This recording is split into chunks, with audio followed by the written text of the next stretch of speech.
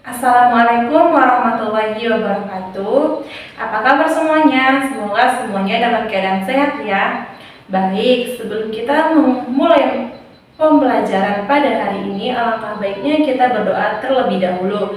Kepada ketua kelas mohon dipimpin doa bersamanya. Berdoa dimulai. Bismillahirrahmanirrahim. Rabbishrah li sadri wa yassir li amri wahlul 'uqdatam min lisani yafqahu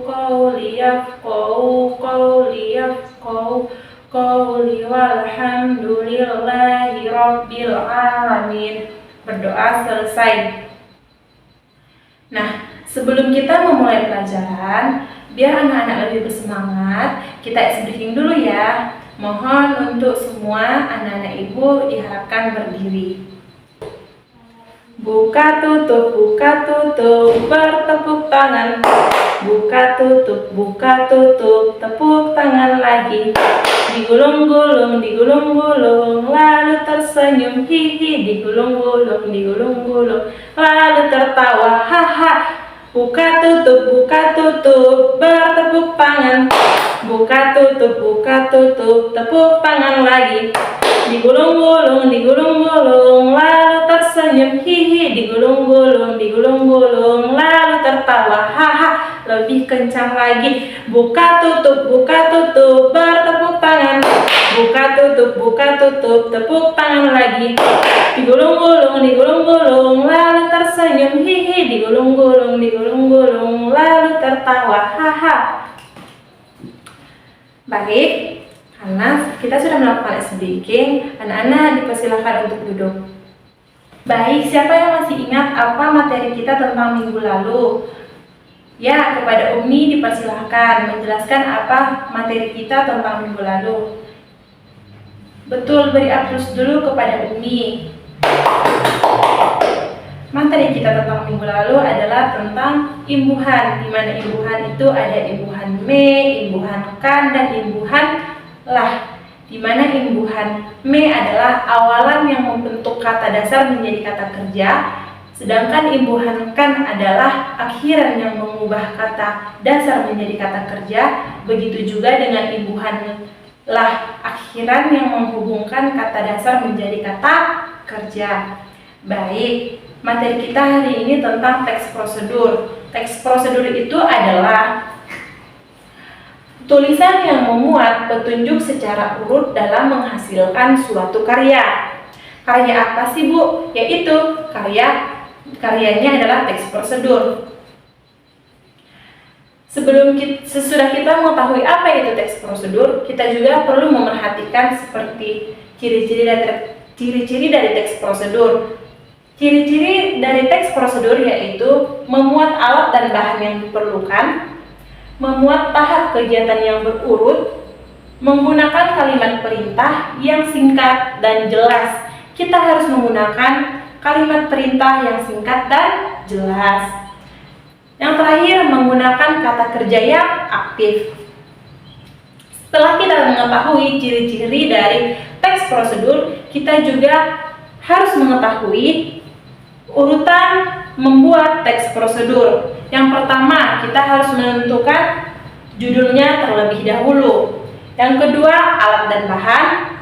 Yang ketiga, langkah pembuatan. Dan yang terakhir, tip ataupun kesimpulan. Setelah kita mengetahui urutan dari pembuatan teks prosedur, kita juga harus mengetahui kapan sih kita bisa menggunakan teks prosedur ini. Kita bisa menggunakan teks prosedur ini di saat membuat resep makanan, menjelaskan aturan permainan, membuat panduan eksperimen, begitu juga memberikan arahan ataupun panduan. Sampai sini ada yang paham? Ada yang kurang paham? Baik, jika sudah paham, sekarang Ibu akan memberikan contoh dari teks prosedur. Contoh dari teks prosedur itu, yang pertama kita tadi harus menentukan judul. Di sini sudah tertera judul, yaitu cara membuat jus buah dengan menggunakan blender. Yang kedua tadi ada alat dan bahan. Di sini alat dan bahannya yaitu potongan buah, air, es batu, dan juga blender.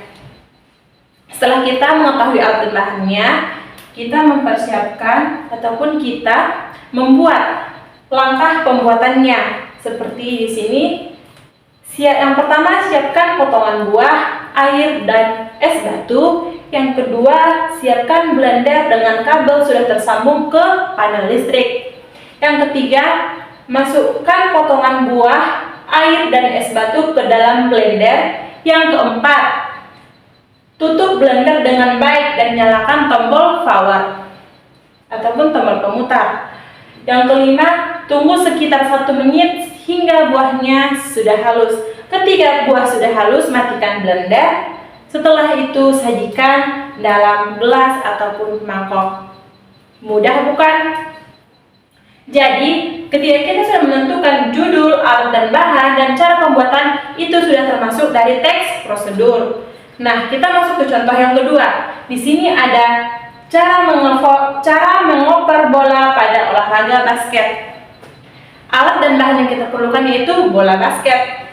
Langkah-langkahnya yang pertama, sikap badan sedikit membungkuk dan condong ke depan. Kedua tangan memegang bola dengan kedua siku, tangan ditekukkan sehingga bola berada di dekat dada.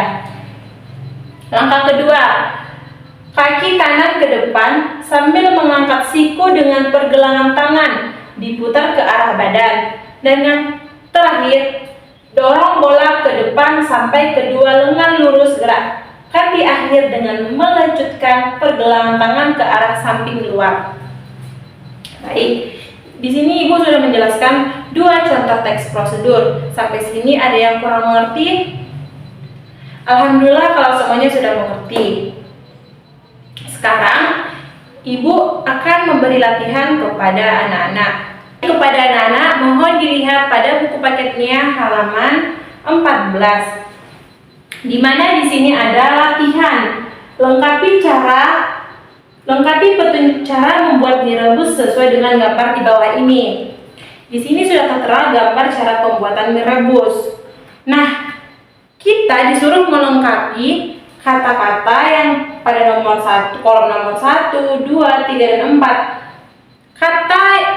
Untuk melengkapi katanya, kita ambil dari tabel yang di atas. Di sini ada hidangkan, setelah, selama, mendidih, masukkan, angkat, panaskan, tambahkan. Nah, kata-kata yang ada di kolom yang di atas kita cocokkan pada kolom yang di bawah. Sampai sini paham? Baik, jika sudah selesai untuk melengkapi teks prosedurnya, siapa yang berani maju ke depan untuk mempresentasikan hasil dari melengkapi pembuatan teks prosedurnya? Ya, kepada Ismi dipersilahkan. Betul, beri aplaus kepada Ismi Rizky. Nah, anak-anak mohon perhatikan ke depan ya. Yang pertama, di sini ada air dalam panci dengan api sedang. Kita melengkapi kata yaitu masukkan air dalam panci dengan api sedang. Yang kedua, setelah air mendidih, masukkan mie ke dalam panci.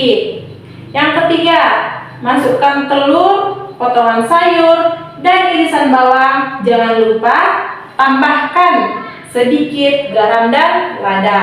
Yang terakhir, aduk-aduk mie selama 2 menit.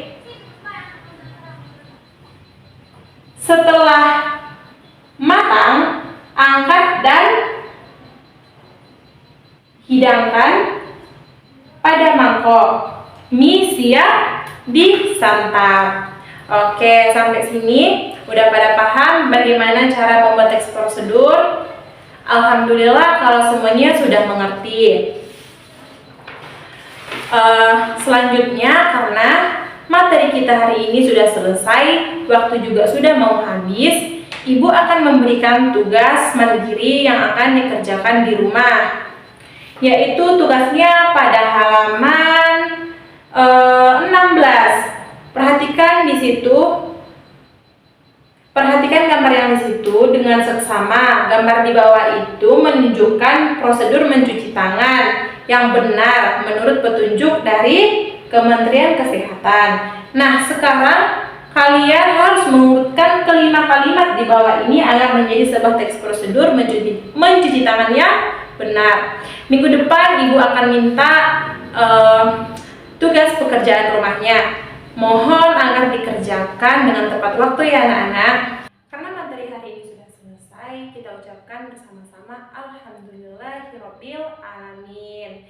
Baik, sebelum kita tutup, kita berdoa terlebih dahulu kepada ketua kelas, mohon dipimpin.